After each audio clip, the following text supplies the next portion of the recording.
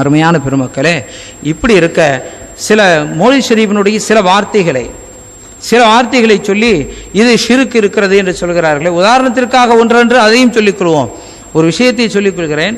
நம்முடைய இந்த விஷயத்தில் வஹாபிகள் மௌலித் ஷரீஃப் விஷயத்தில் என்னென்ன குறைபாடுகளை சொல்கிறார்களோ அந்த குறைபாடுகளை குறித்து அவர்களால் எடுத்து வைக்கப்பட்ட குற்றச்சாட்டுகளை தனியாக பொறுக்கி எடுத்து அதற்கென்றே ஒரு தனி நூல், அல்லாஹ்வின் அருளால் என்னுடைய ஷேக் நாயகத்தினுடைய துஆ பரக்கத்தை கொண்டு ஒரு தனி நூல் ஒன்றை நான் எழுதி மாபியின் மௌலித் ஷரீஃப் மார்க்கத்திற்கு அரணா முரணா என்று நான் வெளியிட்டிருக்கிறேன்.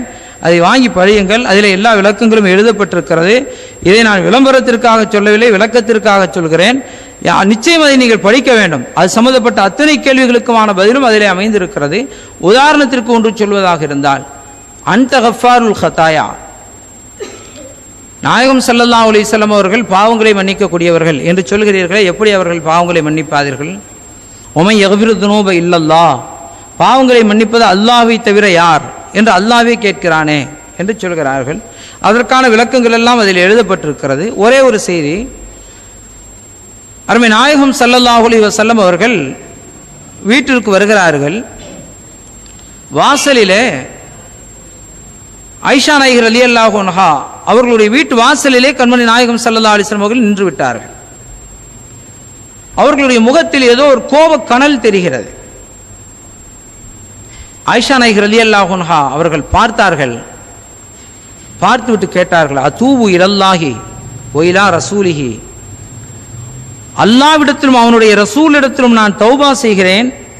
நாயகமே, உங்களை கோபமுறச் செய்தது எது? நான் செய்துவிட்ட தவறு என்ன? ஆயிஷா நாயகி கேட்டார்கள். அருமை நாயகம் ஸல்லல்லாஹு அலைஹி வஸல்லம் அவர்கள் சொன்னார்கள், அதோ விரிக்கப்பட்டிருக்கிறதே வீட்டில், அந்த விரிப்பு என்ன என்று கேட்டார்கள். அந்த விரிப்பிலே ஏதோ உருவச்சிலை வரையப்பட்டிருக்கிறது. ஆயிஷா நாயகி ரலியல்லாஹு அன்ஹா சொன்னார்கள், யார சொல்லலாம், அது கொஞ்சம் மிருதுவாக இருந்தால் உங்களுக்கு படுப்பதற்கு வசதியாக இருக்குமே என்று நான் தான் இந்த விரிப்பை வாங்கினேன் என்றார்கள்.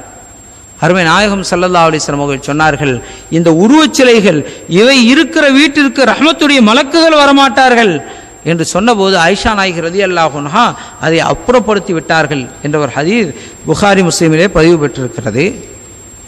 இந்த ஹதீஸிலே ஆயிஷா நாயகி ரலியல்லாஹு அன்ஹா சொன்ன வார்த்தை என்ன?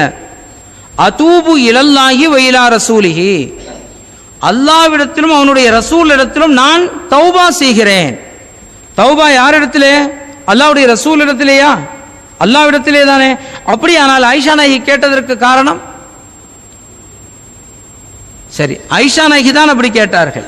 அருமை நாயகம் ஸல்லல்லாஹு அலைஹி வஸல்லம் அவர்களாவது, ஏன் ஆயிஷா அப்படி கேட்கிறீர்கள்? அல்லாஹ்விடத்திலே தானே தௌபா செய்ய வேண்டும். அல்லாஹ்வுடைய ரசூலாகி என்னிடத்திலே தௌபா கேட்கிறீர்களே எப்படி என்று மறுத்தார்களா? அப்படியும் மறுக்கவில்லையே. அப்படியும் அருமை நாயகம் ஸல்லல்லாஹு அலைஹி வஸல்லம் அவர்கள் சொல்லவில்லை. எனவே தௌபா என்பது அல்லாஹ்வுடைய ரசூல் ஸல்லல்லாஹு அலைஹி வஸல்லம் அவர்களிடத்திலும் கேட்கப்பட வேண்டும்.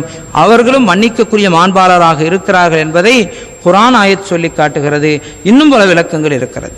அதே போல இன்னொரு வசனம், அன்தல்லதி சும்மீத ஃபில் குர்ஆனி, அன்தல்லதி சும்மீத ஃபில் குர்ஆனி, குர்ஆனிலே உங்களுடைய பெயர் சொல்லப்பட்டிருக்கிறது.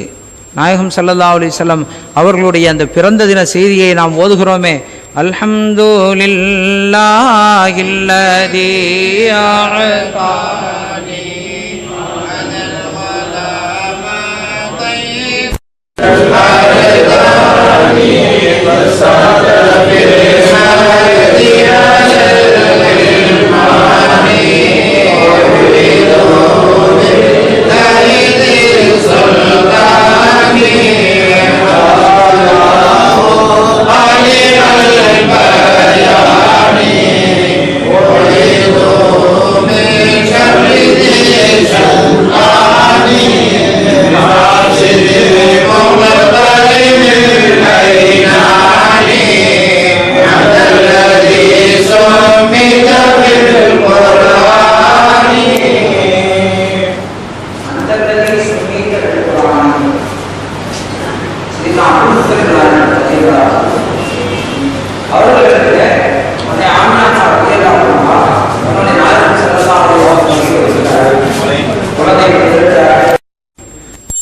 ஸல்லல்லாஹு அலைஹி வஸல்லம் அவர்கள் பெற்றுக்கொள்வதற்கு தந்தை இல்லை. அவர்களுடைய தந்தை குழந்தையினுடைய பாட்டனார் அப்துல் முத்தலிப் நாயகம் அவர்களிடத்திலே குழந்தையை கொடுக்கிறார்கள். அப்துல் முத்தலிப் நாயகம் ரலியல்லாஹு அன்ஹு வாங்கி கொண்டார்கள். பிள்ளையை வாங்கி கொண்டு பார்க்கிறார்கள். ஹிகாயத்திலே சொல்லப்படும், ஃபலம்மா நதரத் இலைஹி ஆமினா தஹிஷத் ஃபீ ஜமாலிஹி வபதஹஜத் பி ரௌனகி கமாலிஹி வஹுவ ஃபீ ஹுலலில் பஹாயி வல் வகாரி மல்ஃபூஃப் والملائكة من حوله صفوف فسمعت قائلا يقول طوفوا بمحمد صلى الله عليه وسلم جميع الأقطار وعرضوه على أهل السماوات والأرض والبحار فغيب عنها سيد الكونين ثم رد إليها من أسرع طرفة عين. குழந்தை பிறந்திருக்கிறார்கள்.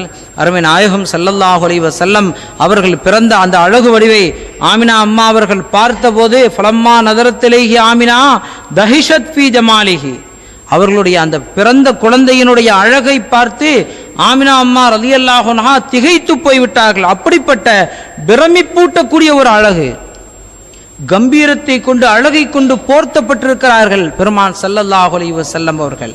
ஆமினா அம்மா ரலியல்லாஹு அன்ஹா தன் குழந்தையை கைகளிலே வைத்து பார்த்து கொண்டிருக்கிற போது ஒரு சப்தம் அவர்களுக்கு கேட்கிறது. ஃபஸமிஅத் காயிலன் யகூல் தூஃபூ பி முஹம்மதின் ஸல்லல்லாஹு அலைஹி வஸல்லம் ஜமீஅல் அக்தார், குழந்தையை சுமந்து கொண்டு உலகின் நாலாபுறங்களிலும் 8 திசைகளிலும் தவாஃப் செய்யுங்கள் என்று ஒரு சப்தம் கேட்கிறது. வஅரிலூஹு அலா அஹ்லிஸ் ஸமாவாத்தி வல் அர்லி வல் பிஹார், வானத்திலே பூமியிலே கடல்களிலே கடல்களுக்கு அடியிலே உள்ள எல்லா இடங்களுக்கும் எல்லாருக்கும் காட்டி வாருங்கள் என்று சப்தம் சொல்லப்பட்டது. ஆமினா அம்மா ரலியல்லாஹு அன்ஹா சொல்கிறார்கள், ஃபுகிப அன்ஹா சய்யிதுல் கௌனைன், ஒரு வினாடி நேரம் இருக்கும் குழந்தையை காணவில்லை. சும்ம ருத்த இலைஹா மின் அஸ்ரஇ தர்ஃபத்தி ஐன், கண் இமை மூடி முடிக்கக்கூடிய அந்த வினாடி நேரத்திலே குழந்தை கைகளுக்கு வந்து விட்டது. அந்த வினாடி நேரத்திற்குள்ளாலேயே மலக்குகள் கண்மணி நாயகம் ஸல்லல்லாஹு அலைஹி வஸல்லம் அவர்களை சுமந்து கொண்டு உலகமெல்லாம் சுற்றி தவாப் செய்து வந்து விட்டார்கள். அப்படி வந்து ஆமினா அம்மா ரலியல்லாஹு அன்ஹா கையில் கொடுத்துட்டாங்க. கொடுத்த உடனே அந்த குழந்தையை தான் அப்துல் முத்தலிப் நாயகம் அவர்களிடத்திலே கொடுக்கிறார்கள். அப்துல் முத்தலிப் ரலியல்லாஹு அன்ஹு அவர்கள் குழந்தையை வாங்கி பார்க்கிறார்கள். அவர்கள் முந்திய வேதங்களை எல்லாம் படித்தவர்கள். அவர்களுக்கு தெரியும், இத்தகைய அழகும் தீட்சண்யமும் சௌந்தரியமும் நிறைந்த அழகு ஒடிவான குழந்தை நம் குடும்பத்திலே வந்திருக்கிறது. இப்படி ஒரு குழந்தை நபியாகத்தான் வர வேண்டும், ரசூலாகத்தான் வர வேண்டும் என்பதை முற்றாக உணர்ந்து கொண்டவர்கள் சையதுனா அப்துல் முத்தலிப் நாயகம் ரலியல்லாஹு அன்ஹு. ஒரு கட்டத்தில் அருமை நாயகம் ஸல்லல்லாஹு அலைஹி வஸல்லம் அவர்கள் தவழ்ந்து விளையாடுகிற அந்த சந்தர்ப்பத்திலே அப்துல் முத்தலிப் நாயகம் பெரிய ஜமீன்தார், காபத்துல்லாவிலே ஒரு விரிப்பு விரிக்கப்பட்டிருக்கும் ஹரமின் எல்லையிலே, அந்த விரிப்பில் அப்துல் முத்தலிப் நாயகம் அவர்களை தவிர இன்னொருவர் வந்து அமர முடியாது. ஆனால் அருமை நாயகம் ஸல்லல்லாஹு அலைஹி வஸல்லம் அவர்கள் பச்சிலம் பாலகர் எழுந்து தவழ்ந்து அந்த விரிப்பிற்கு வருகிற போது அங்கே நிற்கிற மற்றவர்கள் எல்லாம், இல்லை அது பெரியவர் பாட்டனார் அப்துல் முத்தலிபுக்குரியது, அதிலே போகக்கூடாது என்று குழந்தையை தூக்கி விடுகிறார்கள். அந்த நேரத்தில் அப்துல் முத்தலிப் நாயகம் சொல்லுவார்கள், இல்லை இல்லை விடுங்கள், இன்னலஹு லஷானா, அவர்களுக்கு சிறந்த எதிர்காலம் இருக்கிறது, இந்த விரிப்புக்கு அவர்தான் சொந்தக்காரர். இப்படி பல சந்தர்ப்பங்களில் கண்மணி நாயகம் ஸல்லல்லாஹு அலைஹி வஸல்லம் அவர்களுடைய எதிர்காலத்தை யூகித்துக் கொண்ட சையதுனா அப்துல் முத்தலிப் நாயகம் ரலியல்லாஹு அன்ஹு அவர்கள் இந்த சந்தர்ப்பத்தில், பிறந்த சந்தர்ப்பத்தில் குழந்தையை கையிலே வாங்கி கொண்டு பார்க்கிறார்கள். அழகு நிறைந்த அந்த குழந்தை ஃபதபஸ்ஸமன் நபி ஸல்லல்லாஹு அலைஹி வஸல்லம், நாயகம் ஸல்லல்லாஹு அலைஹி வஸல்லம் புன்னகை பூத்தார்கள். அதை பார்த்தவர்களாகத்தான் அப்துல் முத்தலிப் நாயகம் ரலியல்லாஹு அன்ஹு பாடல் பாடினார்கள். அல்ஹம்துலில்லாஹி அல்லதி ஆதானி, இதை பாடியவர்கள் அப்துல் முத்தலிப் நாயகம் ரலியல்லாஹு அன்ஹு அவர்கள்தான் பாடினார்கள். அவர்கள் பாடிக்கொண்டிருக்கிற போது அதிலே தான் சொன்னார்கள், அன்தல்லதி சும்மீத ஃபில் குர்ஆனி, அன்தல்லதி சும்மீத ஃபில் குர்ஆனி, உங்களுடைய பெயர் குர்ஆனிலே சொல்லப்பட்டிருக்கிறது. இதுதான் இன்னைக்கு கேள்வி. நாயகம் ஸல்லல்லாஹு அலைஹி வஸல்லம் அவர்கள் பிறந்து வளர்ந்து 40 வயதிற்கு பிறகுதானே குர்ஆன் கொடுக்கப்பட்டது. பிறந்த உடனேயே அவர்கள் எப்படி குர்ஆனிலே சொல்லப்பட்டிருக்கிறது என்பது அப்துல் முத்தலிபுக்கு எப்படி தெரியும்? எவ்வளவு புத்திசாலித்தனமாக ஒரு கேள்வி கேட்டுவிட்டதாக அவர்கள் நினைக்கிறார்கள். ஹைர், அதுக்கு என்ன பதில் என்றால், புகாரி ஷரீஃபிலே ஒரு ஹதீஸ் இடம்பெற்றிருக்கிறது. ஹுஃபிஃப அலா தாவூத் அலைஹிஸ்ஸலாம் அல் குர்ஆன், தாவூத் அலைஹிஸ்ஸலாம் அவர்களுக்கு குர்ஆன் ஷரீஃப் இலகுவாக்கி கொடுக்கப்பட்டிருந்தது. அவர்கள் வெளியிலே செல்வதாக இருந்தால் தங்களுடைய ஆட்களிடத்தில் தன் வாகனத்தை ரெடி பண்ண சொல்லுவார்கள், தயார் பண்ண சொல்லுவார்கள். வாகனம் தயாராகி கொண்டிருக்கும். தாவூத் அலைஹிஸ்ஸலாம் குர்ஆன் ஓதிக்கொண்டிருப்பார்கள்.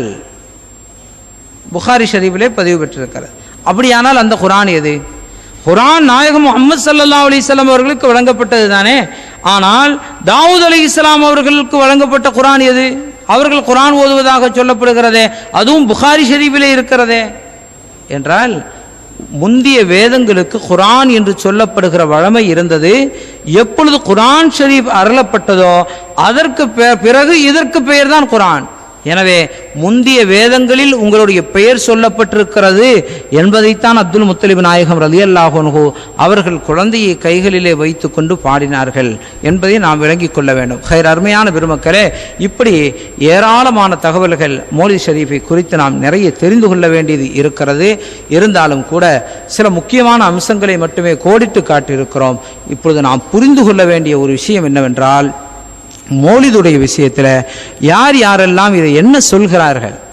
நாம் நினைத்து கொண்டிருக்கிறோம் வஹாபிகள் மௌலிது ஓதக்கூடாது என்று சொல்கிறார்கள் என்று. வஹாபிகள் எப்போ சொன்னாங்கன்னா, நமக்கு தெரிந்து சுமார் 1980ஆம் ஆண்டுக்கு பிறகுதான், 1980க்கு பிறகுதான் இவர்கள் மௌலிது ஓதக்கூடாது என்று தௌஹீத் ஜமாத்வாதிகள் சொல்ல துவங்கினார்கள். ஆனால் 1950லேயே அன்றைக்கே இந்த சமுதாயத்தில் ஊடுருவிய ஒரு இயக்கம் தான் தப்லீக் ஜமாத் என்ற இயக்கம். அந்த ஜமாத்தினர்கள் தான் ஆரம்பத்தில் மௌலிது ஓதக்கூடாது என்பதை தொடங்கி வைத்தவர்களே அவர்கள் தான். மௌலிது ஓதக்கூடாது என்பதை, மௌலிது ஓதக்கூடாது, அதற்காக வேண்டிய நேர்ச்சைகளை விநியோகிக்கக்கூடாது, அதற்கான நேர்ச்சைகளை சாப்பிடக்கூடாது, அதற்காக யா நபி ஸலாம் அலைக்கும் பைத்து படிக்கக்கூடாது, அது நின்று படிக்கக்கூடாது என்றெல்லாம் எழுதி வைத்து பிஹிஸ்தி சேவர் சுவர்க்க நகைகள் என்று ஒரு உருது கிதாபில் கேள்வி பதில் என்ற பகுதியில் இவற்றையெல்லாம் எழுதினார்கள். அதை மறுத்து தான் அல்லாமா ஷேக் அப்துல் காதர் சூஃபி ஹதரத் நாயகம் ரலியல்லாஹு அன்ஹு அவர்கள் அதற்கு பதில் எழுதினார்கள். சுவர்க்க நகைகளா நரகத்து விலங்குகளா என்று கேட்டு பதில் எழுதினார்கள். அதிலே தான் இவற்றையெல்லாம் எழுதியது. மௌலித் ஷரீஃப் ஓதக்கூடாது என்று எழுதியவர்கள் யார் என்றால், இந்த தப்லீக் ஜமாத்தினுடைய மூல மௌலானாக்களில் ஒருவராக இருக்கிற மௌலானா அஷ்ரப் அலி தானவி என்பவர் தான் இதை எழுதியவர். இன்றைக்கும் கூட இணையதளங்களிலே இன்டர்நெட்டுகளிலே பார்க்கலாம். இன்றைக்கு இந்தியாவினுடைய ஒரு பெரிய மதரசாவாக போற்றப்பட்டு கொண்டிருக்கக்கூடிய தேவபந்து மதரசாவிலே தாருல் இஃப்தா அவர்களுக்கென்று ஃபத்வா கொடுக்கக்கூடிய ஒரு அமைப்பு இருக்கிறது. அதன் மூலமாக அவர்கள் வழங்கிய அமைப்பு, அவர்கள் வழங்கிய ஃபத்வா அவர்களுடைய வெப்சைட்டிலேயே இருக்கிறது. ஆங்கிலத்தில் இருக்கிறது, தமிழிலும் அதை நான் வாசிக்கிறேன் பாருங்கள். ஒருவர் கேள்வி கேட்கிறார், சென்னையிலிருந்து ஒருவர் கேள்வி கேட்கிறார். நான் சென்னையை சார்ந்தவன், எங்கள் பகுதிகளில் மக்கள் மீலாது நபியை கொண்டாடுகிறார்கள். திருக்குரானை ஓதுவதை போன்று ரபியுல் அவ்வல் மாதத்தில் முதல் 12 நாட்களுக்கு மௌலிது கிதாபை மக்கள் பக்தி பரவசத்தோடு ஓதி வருகிறார்கள். இப்படிப்பட்ட கிதாபுகளை ஓதுவதனால் ஏதாவது ஹசனாத்துகள் உண்டா? அப்படி ஓதுவது ஹலாலா அல்லது ஹராமா? உங்களின் பதிலை துரிதமாக எதிர்பார்க்கிறேன் என்று சென்னையிலிருந்து ஒருவர் தேவபந்து தாருல் உலூம் தேவபந்து மதரசாவிற்கு கேட்டு எழுதியிருக்கிறார். அவர்கள் பதில் சொல்லியிருப்பதை பாருங்கள். நபிகள் நாயகம் ஸல்லல்லாஹு அலைஹி வஸல்லம் அவர்கள் பிறந்த நாளை மீலாது நபியாக கொண்டாடுவது ஹதீஸ் மற்றும் குர்ஆனினால் நிரூபிக்கப்படவில்லை. நஅூது பில்லாஹ், குர்ஆன் அதில் இல்லை என்று சொல்கிறார்கள். நபிகள் நாயகம் ஸல்லல்லாஹு அலைஹி வஸல்லம் அவர்கள் மீது மிகுந்த அன்பும் மரியாதையும் கொண்ட சஹாபாக்கள் மீலாது நபியை கொண்டாடவில்லை. நபிகள் நாயகம் ஸல்லல்லாஹு அலைஹி வஸல்லம் அவர்களுக்கு பின் 600 ஆண்டுகள் கழித்து இப்படிப்பட்ட நிகழ்வுகளை கிறிஸ்தவர்கள் உருவாக்கினார்கள். எவனினுடைய பிறந்த நாளையோ அல்லது இறந்த நாளையோ நம்மை கொண்டாடுமாறு கூறப்படவில்லை. எனவே இந்த நாளை மற்ற நாட்களை போன்றே கழிக்க வேண்டும். தாருல் உலூம் தேவபந்து மதரசாவினுடைய ஃபத்வா. தப்லீக் ஜமாத்தை ஒரே குறை சொல்கிறாங்கங்கிறீங்கல்ல, என்ன குறை சொல்கிறாங்க? எங்களை கூப்பிட்டு இங்கே வாங்க, தப்லீக் ஜமாத்தை விமர்சிக்கக்கூடிய உலமாக்களை அழைத்து, தப்லீக் ஜமாத்தை ஆதரிக்கக்கூடிய உலமாக்கள் கூப்பிட்டு, என்ன காரணம், என்ன காரணத்தினாலே நீங்கள் தப்லீகை குறை சொல்கிறீர்கள் கேட்டார்களா? அல்லது இனியாவது கேட்பார்களா? அல்லது கேட்க வேண்டாம், இந்த வார்த்தைகளை வைத்திருக்கிறோம். தேவபந்து மதரசாவிலே இப்படி ஒரு ஃபத்வா கொடுத்திருக்கிறார்கள், மௌலிது ஓதக்கூடாது என்று கொடுத்திருக்கிறார்கள்.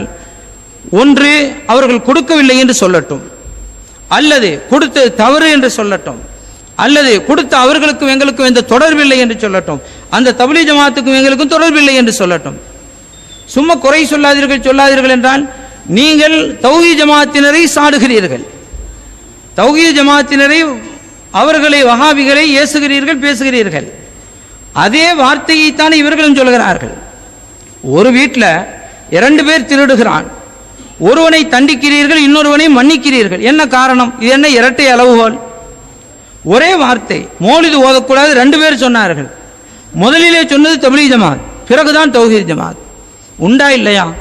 நாங்கள் குறை சொல்லுவதற்கும் காரணம் இருக்கிறதா? இல்லை. இல்லாததை ஒரு இட்டுக்கட்டி இல்லாததை எடுத்து சொல்வதாக இருந்தால் கேளுங்கள், நிற்க வைத்து கேளுங்கள், பதில் சொல்கிறோம்.